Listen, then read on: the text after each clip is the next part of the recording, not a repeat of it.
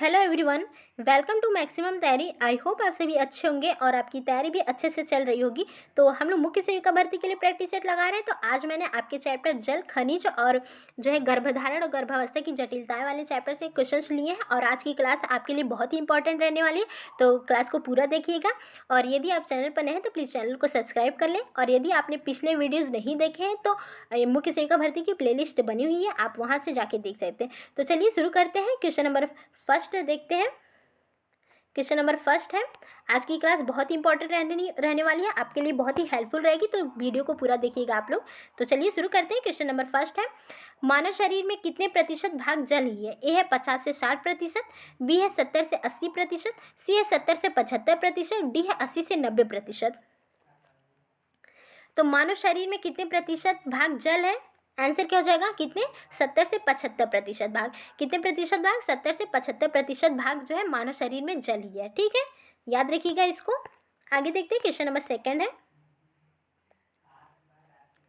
हमारे शरीर के भार का कितने प्रतिशत भाग जल है? ए है 40%, बी है 50%, सी है 60%, डी है 70%। तो वहाँ पे पूछा कि हमारे शरीर में कितने प्रतिशत भाग जो है जल है? 70 से 75% भाग। यहाँ पे हमारे शरीर के भार का कितने प्रतिशत भाग जल है? तो कितना? 60%। कितना? 60%। ठीक है, ये अंतर याद रखिएगा आप लोग। ठीक है, आगे देखते हैं। क्वेश्चन नंबर थर्ड है, शिशुओं और बच्चों में पानी का प्रतिशत होता है? ए है अधिक, बी है कम, सी है उपयुक्त दोनों, डी है कोई नहीं। तो शिशुओं और बच्चों में पानी का प्रतिशत कितना होता है? कम या अधिक होता है? कितना होता है? कितना होता है? अधिक होता है। कितना? अधिक होता है। ठीक है, शिशुओं और बच्चों में पानी का प्रतिशत अधिक होता है, याद रखिएगा इसको। आगे देखते हैं। क्वेश्चन नंबर 4 है, वयस्क पुरुषों में पानी का, यहाँ पे पानी का होगा, ठीक है, पानी का, वयस्क पुरुषों में पानी का स्तर बच्चों से होता है कितना? ए है कम, बी है अधिक, सी है बराबर होता है बच्चों के, या फिर डी कोई नहीं। तो वयस्क पुरुषों में पानी का प्रतिशत बच्चों से कम होता है या अधिक होता है या बराबर होता है? कितना होता है? कम होता है। कितना? कम होता है। बच्चों में सबसे अधिक होता है। ठीक है, याद रखिएगा, बच्चों में अधिक होता है जबकि वयस्कों में बच्चों से कम होता है। क्वेश्चन नंबर 5 है, वयस्क महिलाओं में शिशुओं और बच्चों की तुलना में पानी का प्रतिशत होता है? ए है अधिक, बी है कम, सी है बराबर, डी उपयुक्त में से कोई नहीं। तो वयस्क पुरुषों में शिशुओं और बच्चों की, महिलाओं में शिशुओं और बच्चों की तुलना में पानी का प्रतिशत कितना होता है? कम ही होता है।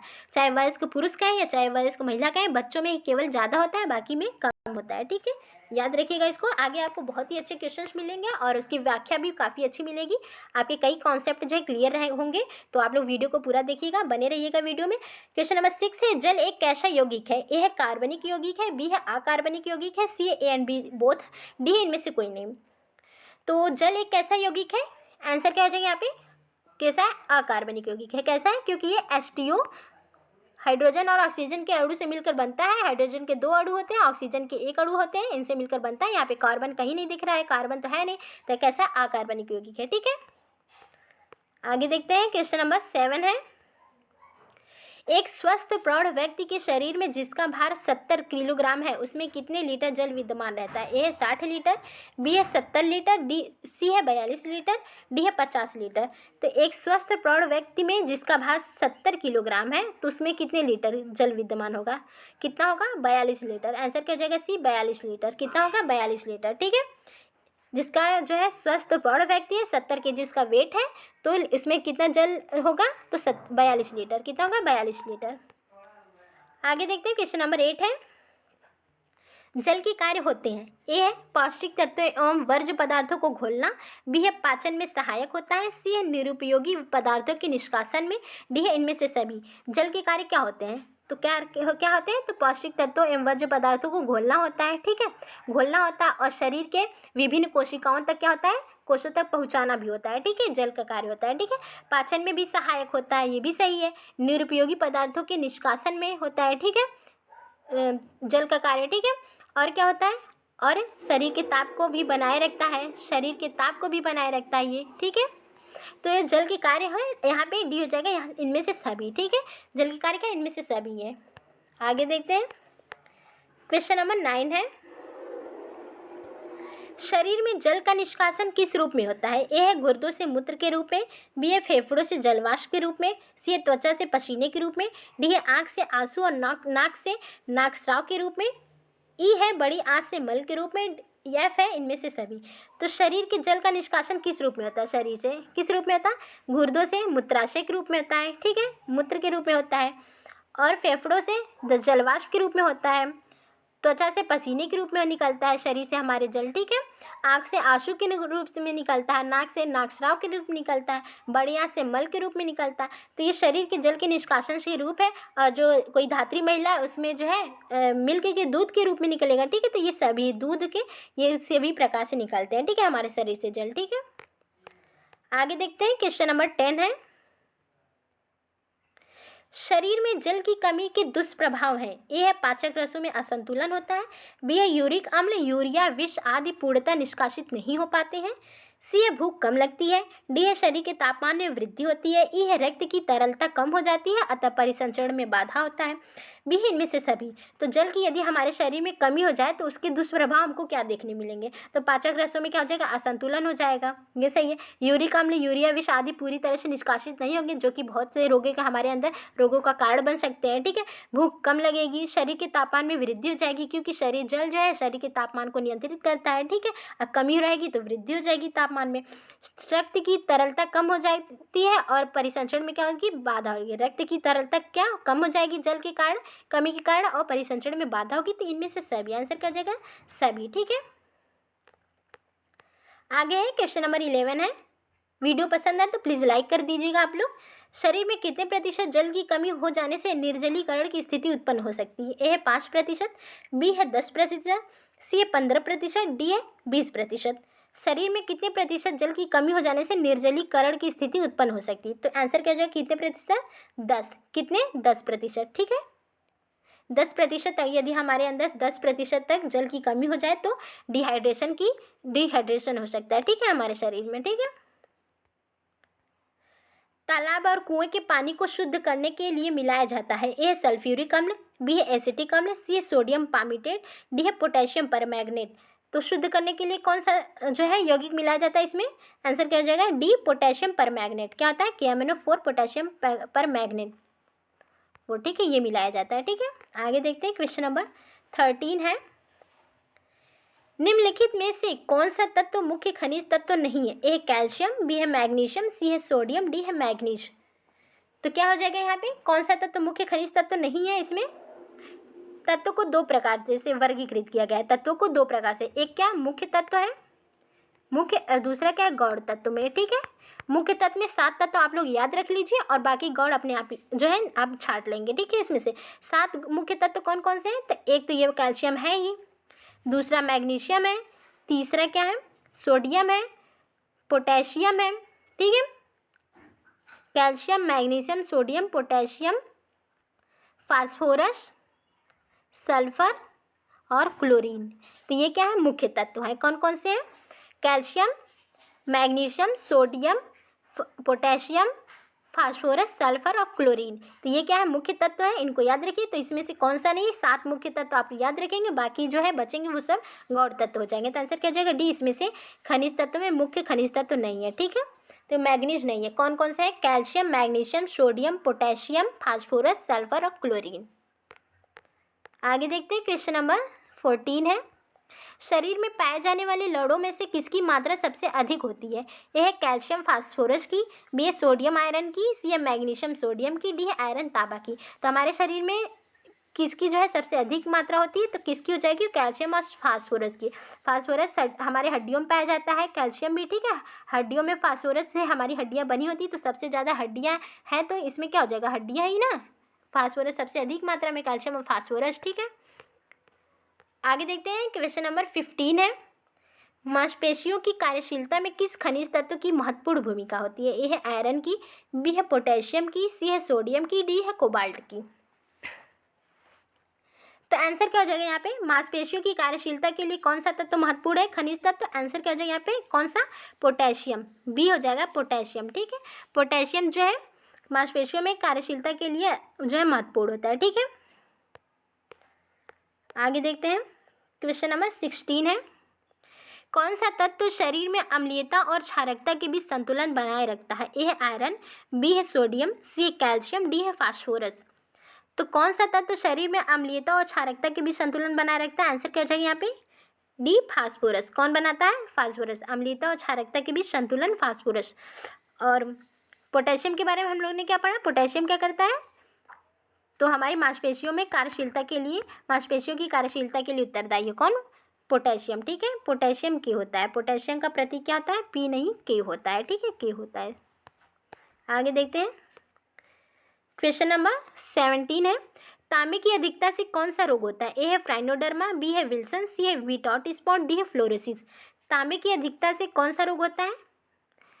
अधिकता कह रहे हैं, यहाँ पे क्या कह रहा है? अधिकता, कमी नहीं, अधिकता। ठीक है, तो कौन सा? विल्सन होता है। कौन सा होता है? विल्सन होता है। ठीक है, याद रखिएगा, तांबे की अधिकता से कौन सा रोग होता है? विल्सन रोग होता है। फ्राइनोडर्मा रोग किससे होता है? तो वसा की कमी से होता है। वसा की कमी से फ्राइनोडर्मा रोग होता है। इसमें क्या होता है? हमारी जो है श्वेत ग्रंथियाँ सही से काम नहीं करती हैं, जिससे शरीर से पसीना नहीं निकल पाता है। इससे क्या है? बहुत से, जिससे कि बहुत सी बीमारियों का कारण जो कि बनता है। ठीक है, ये फ्राइनोडर्मा वसा की कमी से होता है। ठीक है, वीटॉट स्पॉट विटामिन ए की कमी से होता है। विटामिन ए की कमी से होता है।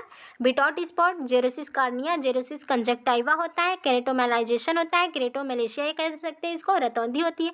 ये सभी वीटॉट स्पॉट ये विटामिन ए की कमी से होते हैं। ठीक है, फ्लोरोसिस होता है किसे? फ्लोरीन की अधिकता से होता है। फ्लोरीन की अधिकता से क्या होता है? अधिकता से होता है। ठीक है, ये याद रखिए, अधिकता से फ्लोरोसिस होता है। दांतों में चित्त कबरे पड़ जाते हैं। ठीक है, दांत चित्त कबरे हो जाते हैं फ्लोरोसिस में। ठीक है, फ्लोरीन की कमी से, अधिक फ्लोरीन की अधिकता से, ये ध्यान रखिए, अधिकता कह रहा है। ठीक है, कमी नहीं, अधिकता। फ्लोरोसिस होता है। तांबे की अधिकता से विल्सन होता है। और भी देख लेते हैं किस किस खनिज तत्वों की अधिकता से कौन कौन सा रोग होता है। तो ये तो तांबे की अधिकता से विल्सन हो गया। फ्लोरोसिस फ्लोरीन की अधिकता से। ठीक है, पारा की अधिकता से कौन सा होता है? पारा की अधिकता से कौन सा होता है? कौन सा होगा पारा की अधिकता से? तो मिनी माता रोग होता है। कौन सा होता है? मिनी माता रोग होता है। ठीक है, मिनी माता रोग होता है पारा की अधिकता से। ठीक है, और आर्सेनिक की अधिकता से क्या होता है? ब्लैक फुट रोग होता है। आर्सेनिक की अधिकता से, आर्सेनिक की अधिकता से ब्लैक फुट रोग होता है। ब्लैक फुट, ठीक, ब्लैक फुट रोग होता है। ठीक है,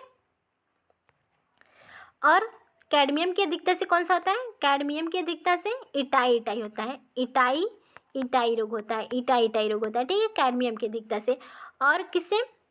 और हो जाएगा नाइट्रेट की अधिकता से। नाइट्रेट की अधिकता से कौन सा होता है? नाइट्रेट की अधिकता से कौन सा? ब्लू बेबी सिंड्रोम होता है। ब्लू बेबी सिंड्रोम होता है। ब्लू बेबी सिंड्रोम होता है। ठीक है, तो ये किस खनिज तत्व से कौन सा रोग होता है अधिकता से? तो इसको याद रखिएगा, ये सभी तो बहुत ही एग्जाम में आते हैं। ये सभी जो है पारा की अधिकता से मिनीमाता होता है, आर्सेनिक की अधिकता से ब्लैक फुट होता है, कैडमियम की अधिकता से इटाइटाई होता है, नाइट्रेट की अधिकता से ब्लू बेबी सिंड्रोम होता है, फ्लोरोसिस से फ्लोरीन होता है, फ्लोरीन की अधिकता से फ्लोरोसिस होता है। तो ये सभी एग्जाम में बहुत ही आते हैं, आप लोग जरूर याद रखिएगा, इसको मोस्ट इंपॉर्टेंट है, तो जरूर याद रखिएगा। चलिए आगे बढ़ते हैं। तांबे की अधिकता से विल्सन रोग होता है। क्वेश्चन नंबर 18 है, क्रिटिनिज्म और मिक्सीडोमा होगा। यहाँ पे मिक्सीडोमा है, ये कैसा है? क्या लिखा है? मिक्सीडोमा है। ठीक है, मिक्सीडोमा, मिक्सीडोमा नहीं, मिक्सीडोमा। तो क्रिटिनिज्म और मिक्सीडोमा रोग किस तत्व की कमी से होता है? ए है कैल्शियम, बी है मैग्नीशियम, सी है आयोडीन, डी है पोटेशियम। तो क्रिटिनिज्म और मिक्सीडोमा रोग किस तत्व की कमी से होता है? आंसर क्या हो जाएगा यहाँ पे? किसकी कमी से? आयोडीन की। किसकी कमी से होता है? आयोडीन की कमी से। ठीक है, घेंगा आप लोग तो जानते ही हैं, घेंगा जो है आयोडीन की कमी से होता ही है, तो ये तो सभी में सब लोग जानते हैं, लेकिन क्रिटिनिज्म में भी याद रखिए और मिक्सीडोमा भी याद रखिएगा साथ में। ठीक है, क्रिटिनिज्म और मिक्सीडोमा रोग और घेंगा आयोडीन की कमी से होता है। और आयोडीन जो है, आयोडीन का सेवन करने से थायरॉक्सिन हार्मोन, थायराइड ग्रंथि से थायरॉक्सिन हार्मोन का स्राव होता है। ठीक है, थायराइड ग्रंथि जो है, थायराइड ग्रंथि कौन सा हार्मोन रिलीज करती है? तो थायरॉक्सिन हार्मोन। ठीक है, थायरॉक्सिन हार्मोन जो है रिलीज करती है। ठीक है, इसलिए आयोडीन का सेवन करना चाहिए। ठीक है, आगे देखते हैं। क्वेश्चन नंबर 19 है, तांबे की अधिकता से कौन सा रोग है? तो बताया विल्सन, यही वही वाला क्वेश्चन है ये तो पूरा। ठीक है, आगे देखते हैं। क्वेश्चन नंबर 20 है, थायरॉक्सिन हार्मोन का प्रमुख घटक होता है। ए है कैल्शियम, बी है मैग्नीशियम, सी है पोटेशियम, डी है आयोडीन। थायरॉक्सिन हार्मोन का प्रमुख घटक कौन होता है? तो कौन होता है? अभी मैंने बताया कौन होता है? आयोडीन होता है। कौन होता है? आयोडीन होता है। पोटेशियम के बारे में बताया कौन सा रोग होता है? पोटेशियम किसका कार्य, किस में महत्वपूर्ण होता है? तो ये होता है मांसपेशियों की संकुचनशीलता में, मांसपेशियों के संकुचनशीलता में, ठीक है, संकुचनशीलता में महत्वपूर्ण होता है पोटेशियम, ठीक है।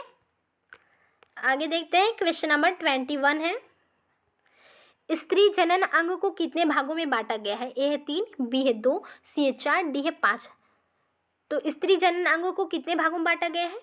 कितने? आंसर क्या हो जाएगा? बी 2। कितने? 2 भागों में। एक क्या?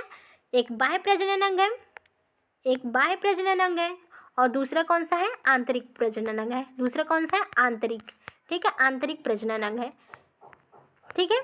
बाह्य प्रजनन अंग में कौन कौन हो जाएंगे? तो मॉन्स प्यूबिस होता है, मॉन्स प्यूबिस होता है, ठीक है, मॉन्स प्यूबिस, पेरिनियम होता है, और मॉन्स प्यूबिस ये बाय है, ठीक है, मॉन्स प्यूबिस होता है, पेरिनियम होता है, लेबिया मेजोरा होता है, लेबिया मेजोरा होता है, लेबिया माइनोरा होता है, एक लेबिया माइनोरा होता है, ठीक है। एक क्या होता है? क्लिटिरोसिस होता है, क्लिटिरोसिस होता है, क्लिटोरिसिस होता है, क्लिटोरिस होता है या क्लिटोरिस, ठीक है, क्लिटोरिस होता है, क्लिटोरिस होता है। और क्या? वेस्टिब्यूल होता है, वेस्टिब्यूल होता है, वेस्टिब्यूल होता है। और एक योनि का छिद्र होता है, एक योनि का बाह्य छिद्र जो होता है, योनि का बाह्य छिद्र, और एक मूत्रमार्ग का बाह्य छिद्र होता है ना, मूत्रमार्ग का बाह्य छिद्र, ठीक है। तो कितने हो गए बताया मैंने? मॉन्स प्यूबिस बताया, एक मॉन्स प्यूबिस बताया, और एक बताया लेबिया माइजोरा, लेबिया माइनोरा, और पेरिनियम बताया, क्लिटोरिसिस बताया, वेस्टिब्यूल, योनि का बाह्य छिद्र, और मूत्रमार्ग का बाह्य छिद्र, ठीक है। तो ये मैंने 8 बताए, याद रखिएगा इसको। तो ये स्त्री जो है बाह्य जनन अंग है। और आंतरिक में कौन आएंगे? तो एक तो ओवरीज आ जाएगी, आपका अंडाशय, अंडाशय आ जाएगा, ओवरीज आ जाएगी। दूसरा क्या आ जाएगा? फैलोपियन ट्यूब आ जाएगा, फैलोपियन ट्यूब आ जाएगा, ठीक है, फैलोपियन ट्यूब आ जाएगा आपका। तीसरा क्या आ जाएगा? वेजाइना आ जाएगा, वेजाइना आ जाएगा आपका। और चौथा क्या आ जाएगा?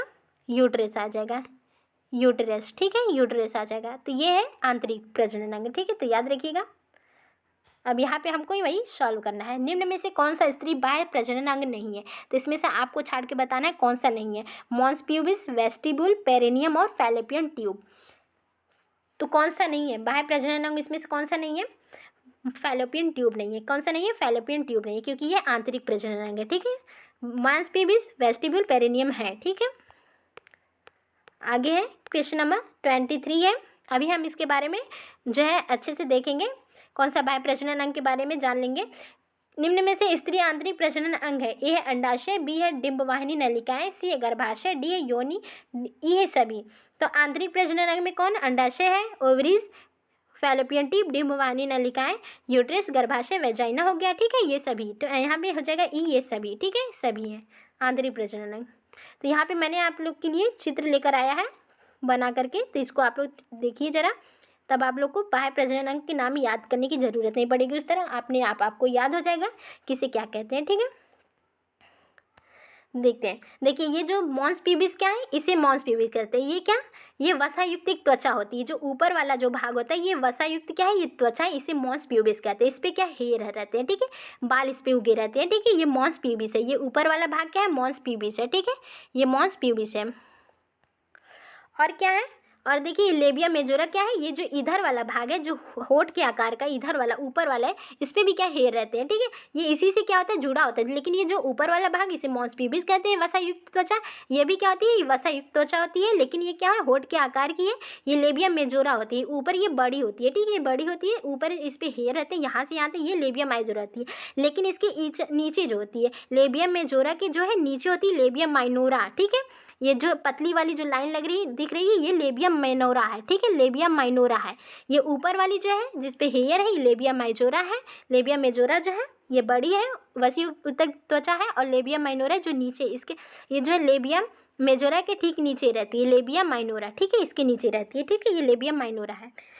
ये हुड के आकार की होती है। लेबिया माइनोरा किस आकार की होती है? तो ये हुड के आकार, ये इस तरह आकार बना हुआ है ना लेबिया माइनोरा का, ये हुड के आकार की है, ठीक है, हुड के आकार की होती है। इसे प्रिप्यूस कहते हैं। क्या कहते हैं? प्रिप्यूस कहते हैं। प्रीप्यूस कहते हैं, ठीक है। इसके जो आकार है ये प्रीप्यूस कहते हैं। ये जो है छोटा सा ब्लैक कलर का, ये क्लिटोरिस है। ये क्या है? क्लिटोरिस है, ठीक है। इसे क्लिटोरिस कहते हैं। ये क्या है? क्लिटोरिस की प्रीप्यूस जो है, जिसे हम हुड के आकार की जो लेबिया माइनोरा है, इसे हम प्रीप्यूस भी कहते हैं इसके आकार को, ठीक है। और ये जो आकार है हुड के, ये जो है आकार, ये क्लिटोरिस की रक्षा करती है। क्योंकि क्लिटोरिस क्या है? ये बहुत ही संवेदनशील अंग होता है। कैसा होता है? संवेदनशील अंग होता है। ये छोटा सा क्लिटोरिस, ये संवेदनशील अंग होता है। ये किसका बना होता है? तो इरेक्टाइल ऊतक का बना होता है। किसका? क्लिटोरिस जो है इरेक्टाइल ऊतक का बना होता है। इरेक्टाइल ऊतक का बना होता है, ठीक है। इरेक्टाइल ऊतक का बना होता है क्लिटोरिस। ये इसका कार्य क्या होता है? ये किसमें, जब सेक्स के दौरान क्या होता है? ये काफ़ी संवेदनशील रहता है। ये क्या करता है? एक्साइटमेंट लाता है, ठीक है।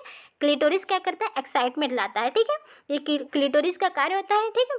क्लिटोरिस जो है, इसकी रक्षा कौन करता है? तो ये प्रीप्यूस करता है, ठीक है। प्रीप्यूस इसकी रक्षा करता है क्लिटोरिस की, ठीक है। प्रीप्यूस क्या है? लेबिया माइनोरा की जो हुड के आकार की रचना, इसी को प्रीप्यूस कहा गया है, ठीक है। तो इतना जान लिया हम लोग ने। अब ये क्या है? ये यूरेथ्रल ओपनिंग है, ठीक है, मूत्र मार्ग, ठीक है। जहाँ मूत्र का छिद्र है, मूत्र मार्ग का छिद्र को ही यूरेथ्रल ओपनिंग है, ये यूरेथ्रल ओपनिंग है, ठीक है।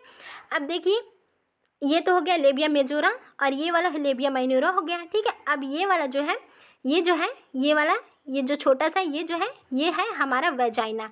क्या है? ये है वेजाइना। ये क्या है? वेजाइना, ठीक है। ये वेजाइना खुला हुआ है, ठीक है, वेजाइना है, ठीक है। तो ये वेजाइना हो गया। और ये जो रेड कलर की है, जो रेड रेड धारियाँ आपको दिख रही है, ये हाइमन है।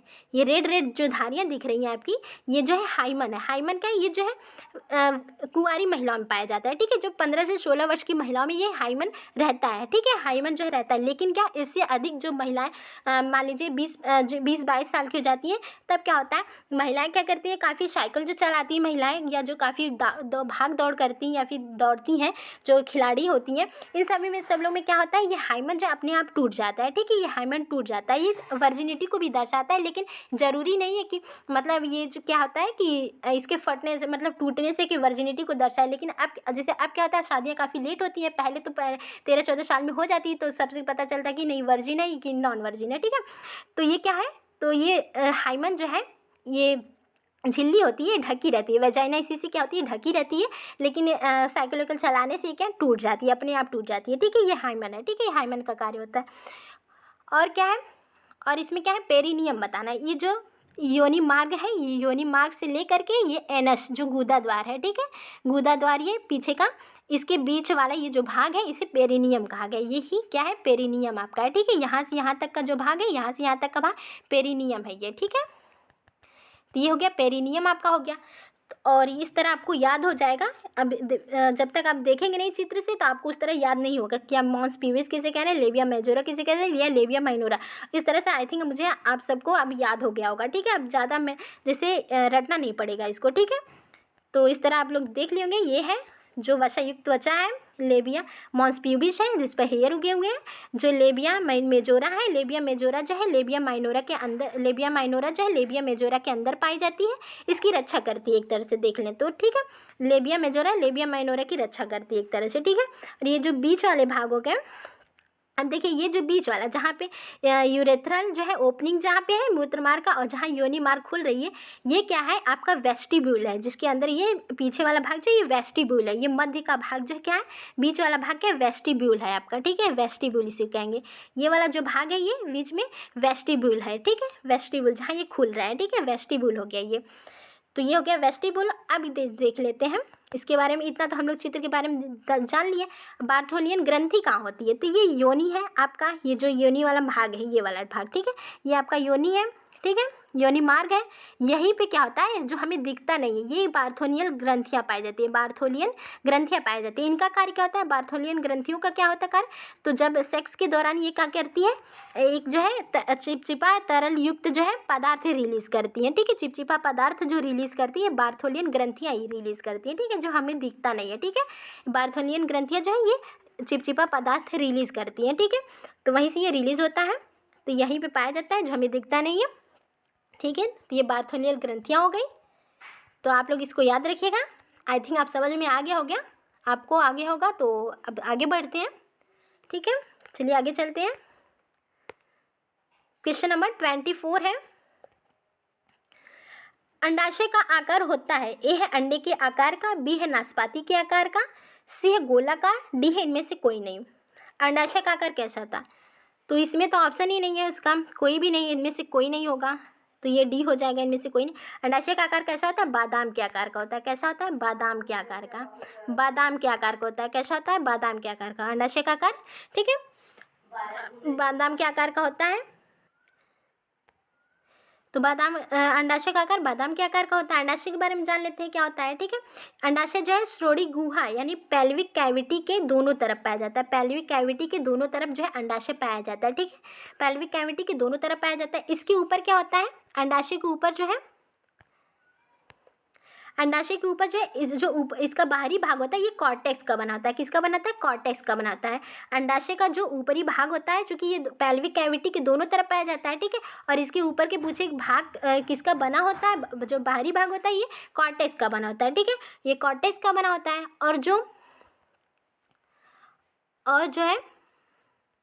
और जो पूछेगा कि जो कॉर्टेक्स जो है, कॉर्टेक्स के ऊपर किसका आवरण होता है? तो ये एपिथेलियम, जननिक एपिथेलियम का आवरण होता है। इसके ऊपर भी क्या, जो कॉर्टेक्स के ऊपर जननिक एपिथेलियम का आवरण होता है। ठीक है, तो इसको याद रखिएगा आप लोग।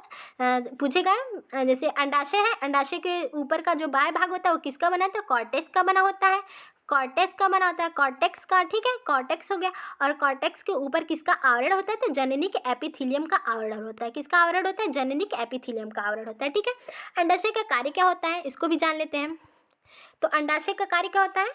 तो एक कार्य तो पहला तो होता है इसका अंडाणु ओवम जो है रिलीज करना। ठीक है, ओवम रिलीज करना होता है, ओवम रिलीज करना होता है इसका कार्य। ठीक है, एक कार्य तो ये हो गया। दूसरा क्या कार्य होता है? तो पीरियड्स को कंट्रोल करना। ठीक है, पीरियड को कंट्रोल करना होता है। ठीक है, पीरियड्स को कंट्रोल करना होता है। ठीक है, मासिक धर्म पर नियंत्रण करना होता है इसका कार्य। ठीक है, तीसरा कार्य क्या होता है? तीसरा कार्य क्या होता है? जो हमारा जो है प्रजनन हार्मोन जो होते हैं, एस्ट्रोजन और प्रोजेस्टेरॉन को जो है हार्मोन्स को रिलीज करना होता है। ये ओवरी का ही काम होता है। ठीक है, अंडाशय का काम होता है ओवम रिलीज करना, पीरियड्स पर नियंत्रण करना होता है, और एक जो होता है एस्ट्रोजन और प्रोजेस्टेरॉन हार्मोन रिलीज करना होता है। एस्ट्रोजन और प्रोजेस्टेरॉन हार्मोन जो है रिलीज करना होता है। ठीक है, ये तीन कार्य याद रखिएगा जरूर से, अंडाशय के कार्य होते हैं। ठीक है, इसको याद रखिएगा। तो आंसर यहाँ पे हम लोग ने देखा कोई नहीं है इसमें से।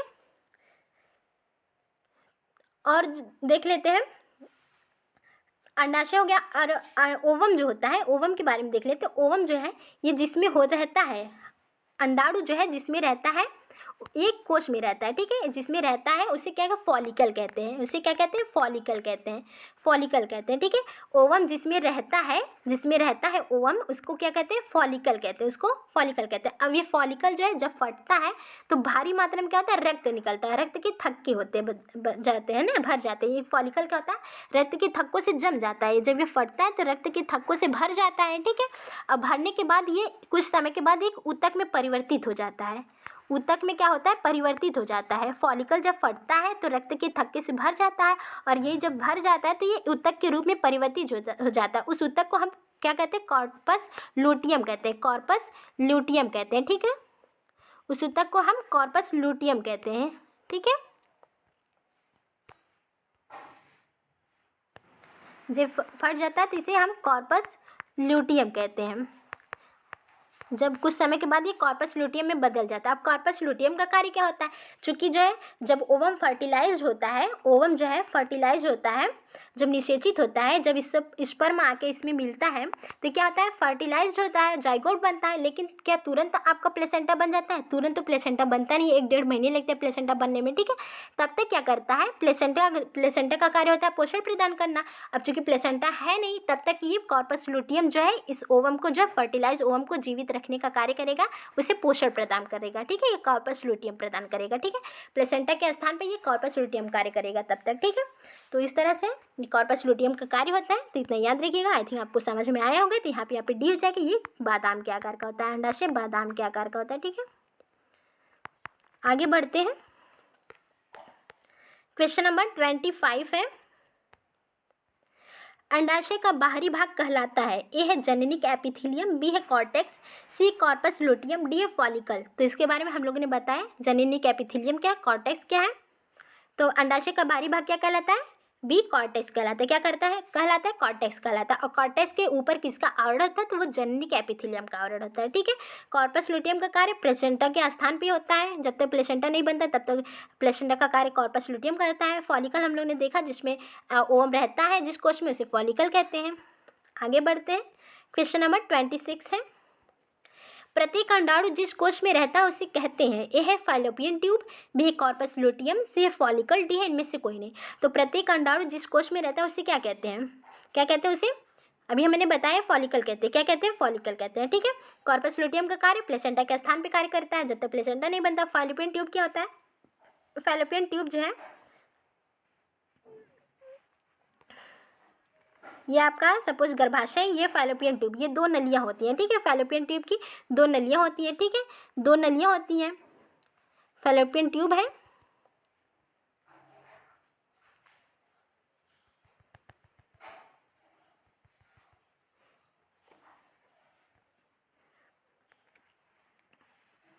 ये आपका कुछ इस तरह से फाइलोपियन ट्यूब रहता है। ठीक है। ये इस तरह से रहता है आपका फाइलोपियन ट्यूब। ठीक है। ये कुछ इस तरह से रहता है। ठीक है। अब ये जो है इसका भाग क्या है? ये देखिए, इसको क्या कहेंगे? कीप है। ये क्या है? कीप है। ठीक है। कीप है, इनफंडीबुलम के अंदर ये कीप है। ठीक है।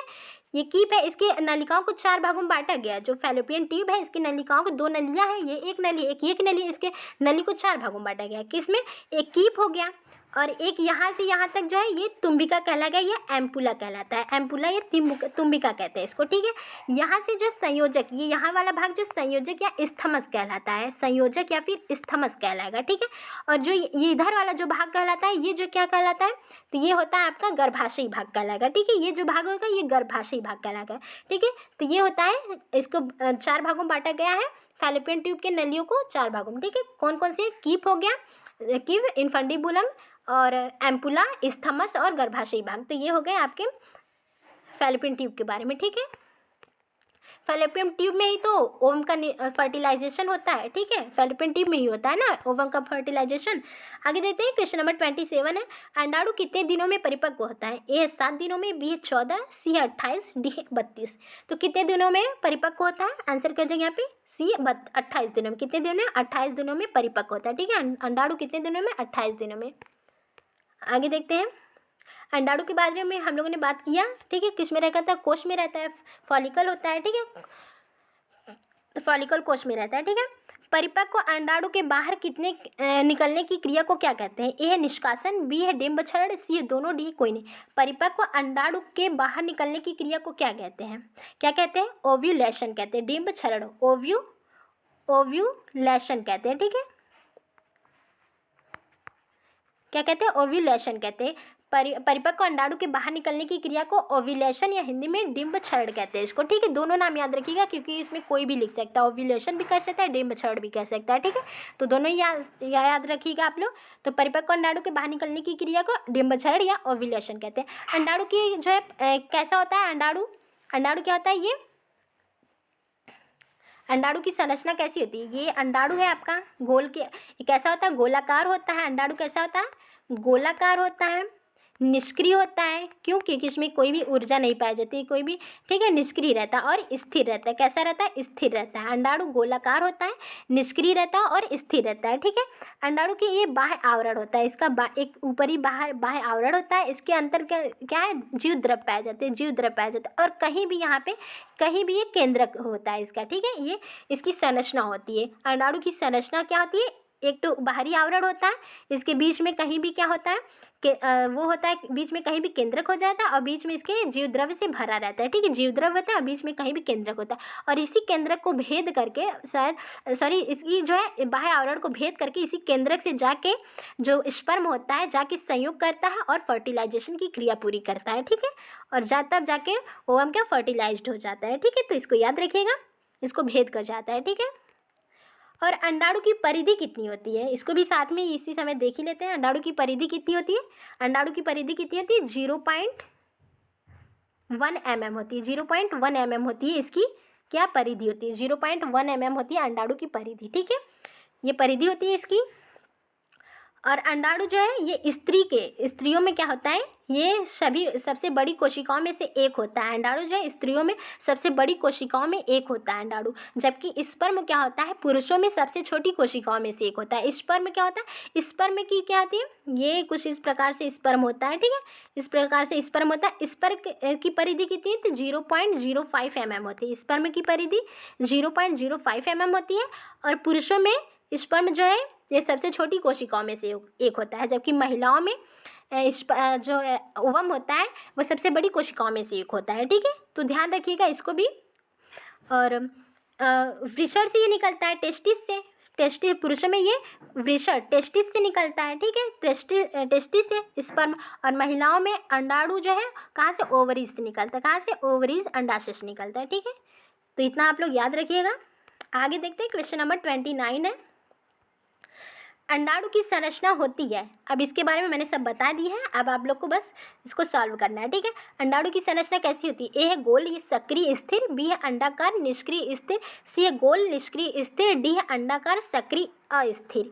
तो अंडाणु की संरचना कैसी होती है, गोल होती है, निष्क्रिय होती है और स्थिर होती है। निष्क्रिय मतलब उसमें किसी भी प्रकार की गति नहीं होती है, ठीक है, वो उसमें अपने से जो है गति नहीं करती, उसमें ऊर्जा नहीं पाई जाती, माइटोकॉन्ड्रिया नहीं उसमें होता। जबकि स्पर्म में क्या होता है, माइटोकॉन्ड्रिया होता है, इसलिए क्या है वो गति करता है, ठीक है, उसमें गतिशीलता पाई जाती है। जबकि ओवम में गतिशीलता नहीं पाई जाती, वो संकुचन और विमोचन की क्रिया से थोड़ा मोड़ा इधर उधर होती है, ठीक है, संकुचन और विमोचन की क्रिया से होती है कौन, ओवम, लेकिन स्पर्म में गति पाई जाती है, इसमें माइटोकॉन्ड्रिया पाए जाने के कारण इसमें गति होती है, ठीक है, एक स्थान से दूसरे स्थान तक जा सकता है। लेकिन ये जो है अंडाणु की संरचना गोल निष्क्रिय और स्थिर होती है, ठीक है, उसमें कोई भी वो नहीं होता है। आगे देखते हैं, क्वेश्चन नंबर 30 है, अंडाणु की परिधि होती है, ए है लगभग 0.05 mm, बी है लगभग 0.1 mm, सी है लगभग 0.2 mm, डी है लगभग 0.10 mm। तो अंडाणु की परिधि कितनी होती है, बताया ही मैंने कितनी होती है, 0.1 mm होती है। स्पर्म की 0.0 mm होती है, स्पर्म की 0.0 mm होती है, ठीक है। स्पर्म रिलीज होता है वृषण से, जबकि अंडाणु ओवरीज से होता है, ठीक है। और अंडाणु जो होती है वे स्त्रियों में सबसे बड़ी कोशिकाओं में से एक होती है, जबकि स्पर्म जो होता है वो सबसे छोटी कोशिकाओं में से एक होती है पुरुषों में, ठीक है। आगे देखते हैं, क्वेश्चन नंबर 31 है, अंडाणु की संरचना निम्न से मिलकर बनती है, ए है बाह्य सुरक्षा आवरण से, बी है जीव द्रव्य से, सी है केंद्रक से, डी है इनमें से सभी। तो संरचना भी मैंने ऊपर आपको बताया, तो किससे बनती, सभी से बनती, किससे बनती, सभी से, ठीक है। और स्पर्म जो यही केंद्रक से आकर के मिलता है और जाके तब जाके फर्टिलाइजेशन की क्रिया पूरी होती है, ठीक है। आगे देखते हैं, क्वेश्चन नंबर 32 है, डिंबवाहिनी नलिकाओं के भाग है, ए है कीप, बी है तुम्बिका, सी है संयोजक, डी है गर्भाशयी भाग, ई है इनमें से सभी। तो डिंबवाहिनी नलिकाओं के भाग हैं, कौन कौन भाग है, तो मैंने बताया कि डिंबवाहिनी नलिकाएं दो हैं, जो फैलोपियन ट्यूब में दो नलिकाएं होती हैं, ठीक है, बताया ही मैंने। और उनके जो है नलिकाओं को 4 भागों में डिवाइड किया गया है, तो कौन है, कीप भी है, इन्फंडिबुलम, तुम्बिका, एम्पुला, संयोजक, स्थमश, गर्भाशयी भाग, ये सभी है, ठीक है, यहाँ इनमें से सभी हो जाएंगे, डी इनमें से सभी, ठीक है। आगे देखते हैं, क्वेश्चन नंबर, और ये जो है फैलोपियन ट्यूब में ही जो है फर्टिलाइजेशन की क्रिया होती है, ठीक है, यहीं पे जो है ओवम स्पर्मा के मिलते हैं। गर्भाशय का आकार होता है, ए है नाशपाती के आकार का, बी है सेब के आकार का, सी है अनानास के आकार का, डी है इनमें से कोई नहीं। गर्भाशय का आकार कैसा होता है, तो कैसा होता है, नाशपाती के आकार का, कैसा होता है, नाशपाती के आकार का, कुछ इस तरह से गर्भाशय आपका होता है, ठीक है, इस तरह से कुछ होता है गर्भाशय नाशपाती के आकार का। इसकी लंबाई कितनी होती है, जब इसकी ये लंबाई पूछेंगे ये, तो 3 इंच होती है, कितनी इंच होती है, 3 इंच होती है, ठीक है, ये लंबाई। चौड़ाई यहाँ से ऊपर की चौड़ाई कितनी होती है, तो 2.5 इंच होती है, कितनी होती है, 2.5 इंच होती है। ऊपर की चौड़ाई कितनी होती है, 2.5 इंच होती है, ठीक है, 2.5 इंच होती है। और यहाँ से, लेकिन यहाँ से नीचे धीरे धीरे नीचे की तरफ आते हुए इसकी चौड़ाई क्या होती है, कम होती जाती है। और जो सर्विक्स तक आता है, जो इसकी चौड़ाई कितनी होती है, केवल 1 इंच ही रह जाती है, क्या, केवल 1 इंच रह जाती है, ठीक है। तो गर्भाशय के बारे में हो गया, गर्भाशय का आकार नाशपाती के आकार का होता है।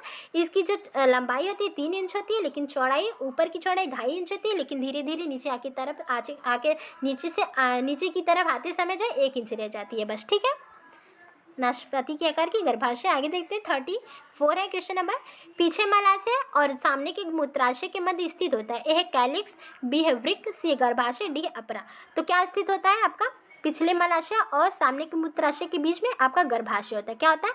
गर्भाशय होता है। पीछे की तरफ मलाशय है, आगे की तरफ क्या है? मूत्राशय, बीच में आपका क्या है? गर्भाशय होता है। ठीक है, आगे देखते हैं। क्वेश्चन नंबर 35 है, मासिक धर्म के प्रारंभ होने को कहते हैं। ए है मीनाक्षी या रजोधर्म, बी है मेनोपाज या रजोनिवृत्ति, सी है उपरोक्त दोनों, डी है उपरोक्त में से कोई नहीं। बस 4-5 क्वेश्चन और होंगे तो देख लीजिए उसको भी। मासिक धर्म के प्रारंभ होने को क्या कहते हैं? क्या कहते हैं? मीनाक्षी या रजोधर्म कहते हैं। क्या कहते हैं? मीनाक्षी या रजोधर्म कहते हैं। मोनोपाज किसे कहते हैं? तो मेनोपाज या रजोनिवृत्ति जो समाप्ति को कहते हैं। ठीक है, समाप्त कब होता है? तो 45 से 49 वर्ष की आयु में आपका ये बंद हो जाता है। ठीक है, जो पीरियड्स होते हैं 45 से 49 वर्ष की अवस्था में ये बंद हो जाते हैं, समाप्त हो जाते हैं, मेनोपॉज हो जाता है। ठीक है, आगे देखते हैं। क्वेश्चन नंबर 36 है, अवधि के दौरान गर्भावस्था की पहचान कितने प्रकार से की जा सकती है? ए है 2, बी है 3, सी है 3, डी है 5। तो ये तो 3 2 बार रिपीट हो गया, इससे कोई मतलब नहीं। कितने होते हैं? आंसर हो जाएगा 2। कितने तरीके से पहचाना जा सकता है गर्भावस्था के दौरान? तो कितने? 2। एक तो 5, प्रथम जो 5 महीने के दौरान जो भी लक्षण दिखते हैं उस हिसाब से पहचान सकते हैं। ठीक है, गर्भावस्था की पहचान कर सकते हैं प्रथम 5 महीने के दौरान, और लास्ट के जो 5 महीने बचते हैं अंतिम 5 महीने के दौरान या 4 महीने जो बचते हैं। ठीक है, उसके दौरान। ठीक है, आप पहचान सकते हैं उसके लक्षण क्या, संकेत क्या दिख रहे हैं। ठीक है, आगे देखते हैं। क्वेश्चन नंबर 37 है, गर्भावस्था में प्रथम 5 महीने के दौरान देखे जाने वाले लक्षण और संकेत हैं। ए है मासिक धर्म का रुकना, बी है जी मिचलाना और वमन, सी है बार बार मूत्र त्यागना, डी है भ्रूण की सक्रियता, ई है इनमें से सभी। तो प्रथम 5 महीने में आपको कौन कौन से लक्षण देखने को मिलेंगे? तो कौन कौन से देखेंगे? एक तो मासिक धर्म का रुकना जिसे एमेनोरिया कहते हैं। किसे क्या कहते हैं? एमेनोरिया कहते हैं। क्या कहते हैं? एमेनोरिया। ठीक है, एमेनोरिया कहते हैं। ठीक है, मासिक धर्म के रुकने को। ठीक है, जी मिचलाना, वमन या नोजिया और वोमिटिंग होती है। नोजिया और वोमिटिंग भी होती है, सही बात है। ठीक है, जी मिचलाता है। ठीक है, मॉर्निंग सीकनेस भी महसूस होती है। ठीक है, बार बार मूत्र त्यागना होता है। ठीक है, ये मूत्र त्यागने की क्रिया जो होती है ये 4 से 5 महीने के दौरान भी बंद हो जाती है। स्टार्टिंग में शुरू होती है, बार बार मूत्र मतलब मूत्र त्यागने की बार बार जो है प्रॉब्लम आती है, लेकिन चौथे से 5वें महीने में ये क्या होती है? कम हो जाती है। ठीक है, ये फिर नॉर्मल हो जाती है, लेकिन फिर क्या 8वें से 9वें महीने में फिर ये स्टार्ट हो जाती है। मूत्र त्यागने की जो परेशानी होती है ये फिर से 8वें से 9वें महीने में फिर से बार बार जो है लगने लगता है। ठीक है, भ्रूण की सक्रियता है जिसे क्विकनिंग कहते हैं। ठीक है, जिसे क्विकनिंग कहते हैं। तो ये हो गया, ये भी होता है। ठीक है, तो इसमें से सभी प्रथम 5वें महीने में मासिक धर्म का रुकना, एमेनोरिया, जी मिचलाना और वमन, नोजिया और वोमिटिंग की प्रॉब्लम आती है, बार बार मूत्र त्यागना होता है, भ्रूण की सक्रियता, क्विकनिंग देखने को मिलेगी, और इनमें से सभी होता है। तो यहाँ पे गर्भावस्था और क्या होता है? जो प्रथम 5 महीने में आपको जो है स्तन का आकार बढ़ा हुआ लगेगा। ठीक है, स्तन का आकार भी आपको क्या होगा? बढ़ा हुआ लगेगा इसमें। ठीक है, प्रथम 5 महीने में। अब देखते हैं क्वेश्चन नंबर 38 है। अब हम लास्ट के 5 महीने के बारे में जानते हैं। ठीक है, अंतिम 5 महीने में क्या देखने को लक्षण मिलेंगे आपको? ए है स्तन भार में वृद्धि होगी, बी है अंत उदरी रक्तचाप में वृद्धि होगी, सी है महाप्रचीरा पेशी पर पड़ने वाला दबाव, डी है हल्का होने का अनुभव, लाइटनिंग आपको मिलेगी, ई है इनमें से सभी। तो अंतिम 5 महीने में आपको क्या क्या देखने को मिले? स्तन भार में वृद्धि होगी, जो प्रथम 5 में आपको स्तन के आकार में वृद्धि मिलेगी, लेकिन अब क्या होगा? स्तन के भार में आपको वृद्धि महसूस होगी, क्योंकि इसमें क्या मिल्क जो है रिलीज होने लगती है, मतलब मिल्क जो है बनने लगता है। ठीक है, अंत उदरी रक्तचाप में वृद्धि होगी आपके। ठीक है, रक्तचाप में वृद्धि हो जाएगी। तो ऐसे क्या हो गया? इसीलिए आप पार्श्व अवस्था में सोने के लिए डॉक्टर आपको सलाह देता है कि आप पार्श्व अवस्था में सोइए। ठीक है, नहीं तो इस तरह सोने से रक्तचाप में आपको वृद्धि, जैसे रक्तचाप बढ़ा हुआ लगेगा। ठीक है, सी है महाप्रचीरा पेशी पर बढ़ने वाला दबाव। महाप्रचीरा या डायाफ्राम से मतलब है कि ठीक है, डायाफ्राम जो है महाप्रचीरा पेशी पर बढ़ने वाला दबाव, यानी आपको डायाफ्राम पे क्या दबाव देखने को मिलेगा। ठीक है, और हल्का होने का अनुभव, लाइटनिंग आपको देखने को मिलेगी। लाइटनिंग अब बच्चा क्या होगा? लास्ट के जो 5 महीने हुए तो धीरे धीरे क्या करेगा? अब नीचे की तरफ खिसकेगा, तो ऊपर से आपको हल्का महसूस होगा। ठीक है, क्योंकि अब बच्चा निकलने के कगार पे आ गया। ठीक है, इनमें से सभी हो जाएगा, आंसर क्या हो जाएगा? ई, इनमें से सभी। तो ये आपको लक्षण देखने को मिलेंगे प्रथम 5 महीने में और अंतिम 5 महीने में। ये वही क्वेश्चन है। आगे देखते हैं, क्वेश्चन नंबर 39 है। बस 2 क्वेश्चन और रह गए हैं। पूर्ण परिपक्व शिशु वह है जो गर्भधारण के सप्ताह के मध्य जन्म लेता है। ए है 35 से 36 सप्ताह, बी है 28 से 35 सप्ताह में, सी 37 से 40 सप्ताह, डी 40 से 45 सप्ताह में। तो पूर्ण परिपक्व शिशु किसे कहेंगे? जो कितने सप्ताह पे जो है जन्म लेता है? किसे? 37 से 40 सप्ताह के अंदर जो जन्म लेता है वो पूर्ण जो है मैच्योर जो है पूरी तरह से मैच्योर बेबी कहलाएगा। ठीक है, तो 37 से 40 सप्ताह के बीच जो जन्म लेता है, ठीक है, 37 से 40 सप्ताह के बीच जो बेबी जन्म लेता है वो क्या हो जाए कहलाएगा? वो पूरी तरह से मैच्योर बेबी होगा। ठीक है, आगे देखते हैं क्वेश्चन नंबर 40 है, ये लास्ट क्वेश्चन है आज का। मानव भ्रूण का हृदय अपने परिवर्धन के कितने सप्ताह में स्पंदन करने लगता है? ए दूसरे सप्ताह, बी तीसरे सप्ताह, सी चौथे सप्ताह, डी पाँचवें सप्ताह। तो मानव भ्रूण का हृदय अपने परिवर्धन के कितने सप्ताह में स्पंदन करने लगता है? तो आंसर क्या हो जाएगा? चौथे सप्ताह में। किसने? चौथे सप्ताह में स्पंदन करने लगता है और डॉक्टर आपको छठवें सप्ताह में जो है आई थिंक बुलाता है। ठीक है, तो ये हो गया चौथे सप्ताह में, तो चौथे सप्ताह में स्पंदन करने लगता है हृदय। ठीक है, और हृदय की धड़कन मापने के लिए, शिशु के हृदय की धड़कन मापने के लिए किस यंत्र का प्रयोग करते हैं? स्टेथोस्कोप का। किसका? स्टेथोस्कोप का प्रयोग करते हैं। किसका? स्टेथोस्कोप का। ठीक है, तो इसका नाम भी याद रखिएगा, पूछ सकते हैं एग्जाम में। तो आज के लिए बस इतना ही। वीडियो पसंद है तो प्लीज़ लाइक करिएगा और कमेंट में बताइएगा कि आपको एक्सप्लेनेशन कैसा लगा। तो आई थिंक अच्छा ही लगा होगा, तो प्लीज़ लाइक कर दीजिएगा आप लोग और कमेंट में बताइएगा। इससे क्या होगा कि ये फीडबैक मिलेगा, तो इससे मुझे क्या होगा थोड़ा और भी, मैं खुद भी मोटिवेट होंगी। ठीक है, आप लोग को और भी अच्छे जो है मटेरियल से लेकर आऊँगी। ठीक है, तो आज के लिए इतना ही, धन्यवाद।